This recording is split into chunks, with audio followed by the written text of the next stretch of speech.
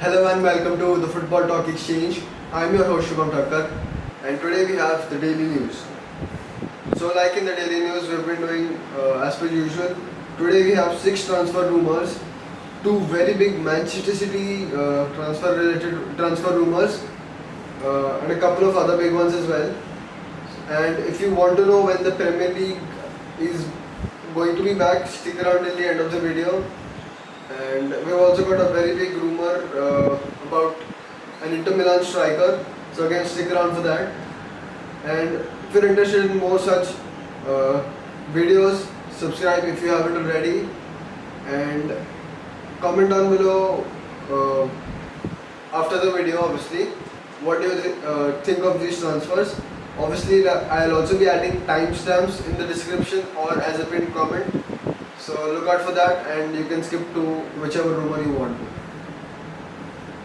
So first off, we've got Kai Havertz to Manchester City.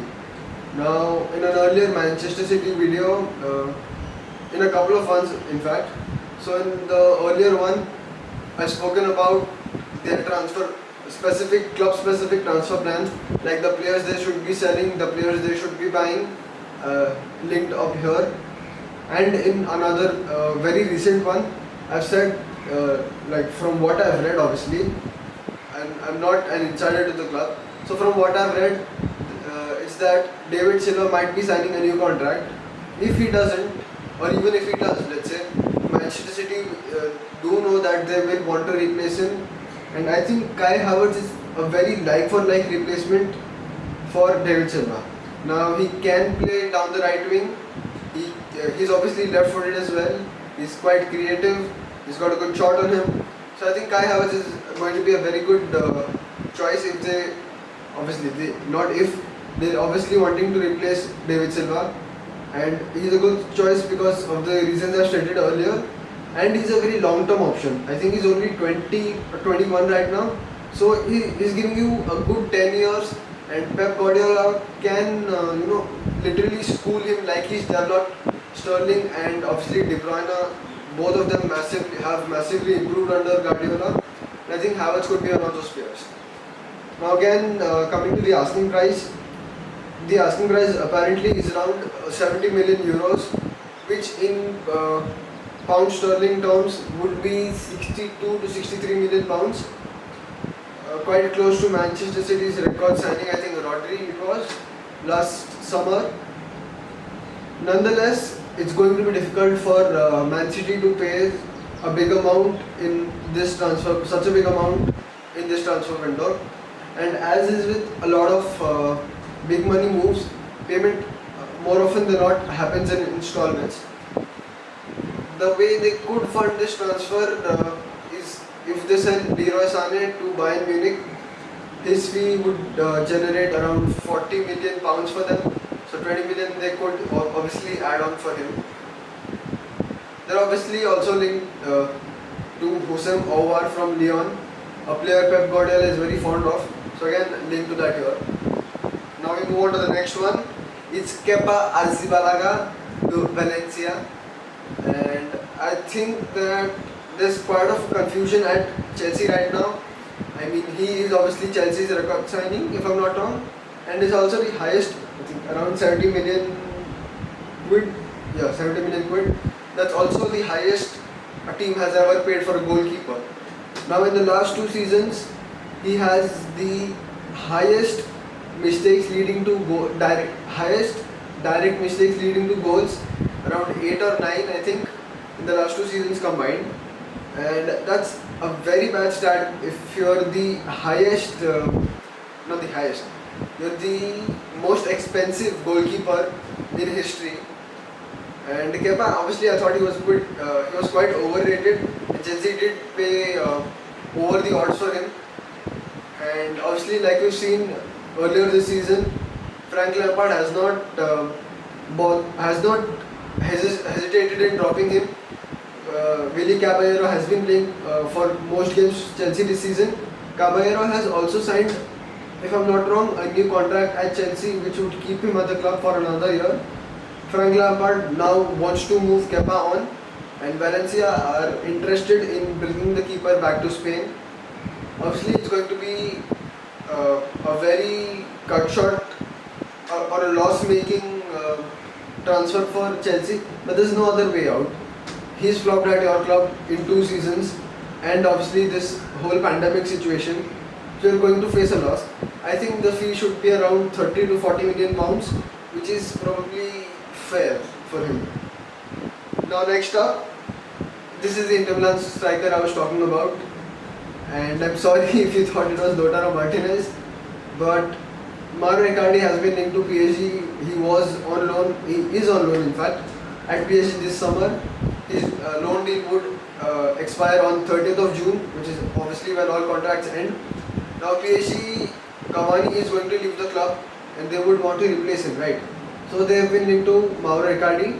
The fee, apparently, that from what I've read this morning, they've offered 45 million euros, 45 to 50 million euros, plus 10 million euros in add-ons.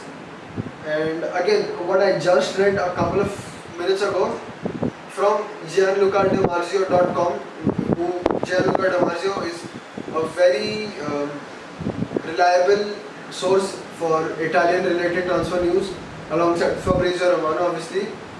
So Inter Milan have rejected that inquiry or bid, if you want to call it. They're asking for 65 to 70 million euros plus another 10 million in add-ons. So basically, Inter's demand is 20 million euros higher than PSG's offer. This could, potentially last the entire summer. This whole transfer saga, because there's going to be a lot of back and forth because of this whole virus situation. Obviously, PSG will not get as much revenue because their league got called off.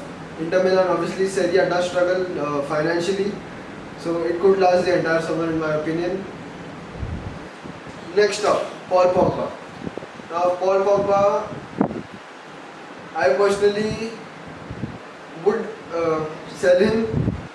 The reason being that his agent obviously it's a circus. Paul Pogba is a circus, not the player.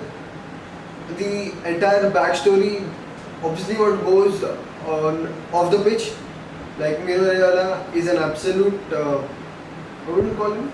I can understand why he's not interested in keeping Paul Pogba at United, and he obviously has a lot of big name clients like Matthias de Ligt, Marco Verratti, Erling Haaland, etc., etc. And he would want a large commission, and that is why he wants to move him on. United haven't lived up to the promises they made to Paul Pogba. But right now, I'm talking about right now, right? So obviously Manchester United cannot find any suitor, and Paul Pogba seems interested with the prospect of playing alongside Bruno Fernandes. So that's good news for me. If Paul Pogba renews, I would be quite happy. I would be happy to see Pogba retire at the club and win a lot of trophies at Manchester United. So right now, obviously because of this whole virus situation, United cannot, they do not have any bids as of now. And Juventus, obviously they're offering 5 players, but then again they're not quality. They're all Juventus rejects, they're cast-offs. They're basically players Juventus are not interested in. You've got Adrien Rabiot, Aaron Ramsey, both of whom have not done very well at the club, although they've still got their prime ahead of them. Douglas Costa obviously is very old. Alex Sandro is unwanted by Juventus, and even at Man United because they've got 2 quality left backs in Luke Shaw and Brandon Williams, and another one I don't remember, it was Khedira maybe or Dicilio, I am not 100% sure about that. But again, these are all players that United would not want in exchange for Paul Pogba. So let's move on. Sergio Aguero, for a shock, has been linked to Real Madrid. Now obviously, like I've spoken in an earlier video, Manchester City could be facing a potential exodus at the club because of their Champions League ban. Their verdict will be out anytime between June 8 and June 10. So keep an eye out for that. Obviously, I'll make a video about that as well. And if obviously their ban stands, players like Aguero and De Bruyne would want to leave because they'll be wasting 2 years at the club in their prime especially, and they would want to win a Champions League. elsewhere. I mean, Manchester City, obviously they can't win it for 2 years. They're out of the club. Not that it's basically they can't even participate. Forget about winning, right? So De Bruyne and Aguero could be two players who would want to leave. And Real Madrid obviously need a striker because Jovic hasn't done well. Benzema is aging. He's 31, 32. He's doing quite well. But I mean, Aguero would be an improvement on Benzema. So let's move on to the next one. Justin, yeah. Justin Kluivert and Henrik Mkhitaryan could be in a player exchange between AS Roma and Arsenal FC. Obviously, Arsenal loaned out Mkhitaryan to Roma in last summer. He's done fairly well at Roma, and Arsenal would fancy a player plus a little bit of cash in exchange for Kluivert. He would be a good signing. He's young, he's energetic, he's skillful as a winger. I think that could be a very good signing for them. Now, this news was as per quite a lot of Italian sources. I mean, I think it was Corriere dello Sport, which is a fairly reliable newspaper in Italy. So keep an eye out for that one, Arsenal fans. Now, Premier League. One of the senior directors or senior authorities person has said from the Premier League that they're still not 100% sure about resuming the league. Obviously, a lot of teams have started to train. Couple of players are exceptions. N'Golo Kante and Troy Deeney have said that they will strictly not train under these circumstances, which is fairly understandable. Teams have started training in smaller groups and while maintaining social distancing. And I would not be too happy if the league got called off right now. I mean, I want United to be in the Champions League next season, sign bigger players, and it's not fair to other clubs as well to leave the Premier League hanging. So guys, that's it from today's video. Thank you for watching. Subscribe if you haven't already. Like this video. Comment down below what do you think of these transfer rumors. Share it with your friends. Thank you for watching. Stay home, stay safe.